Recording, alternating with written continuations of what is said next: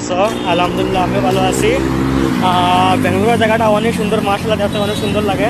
আর সবার খবর সবর কি দেখতে পাটা প্রথম অবস্থা আমি বেঙ্গালুরু আইয়া আছি আজকে 2 দিন হয়ে গেছে। আর অনেক ঘোরাঘুরি করি, আর রোড অনেক সুন্দর। আর এমনকি নতুন জায়গা, নতুন পরিচয়, নতুন মানুষ, অনেক সুন্দর লাগে দেখতে জায়গাটা, খুব সুন্দর জায়গা। যেটা দেওয়ার মতো জায়গা, খালি যেটা দেওয়া খালি সুন্দর সুন্দর দেখতে খুব মজা লাগে।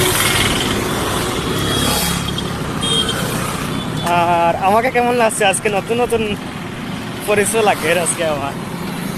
কেমন আছো? আশা করি সবাই ভালো আছো। আলহামদুলিল্লাহ আমিও ভালো আছি। বেঙ্গালুরু জায়গাটা অনেক সুন্দর, মার্শাল্লাহ দেখতে অনেক সুন্দর লাগে।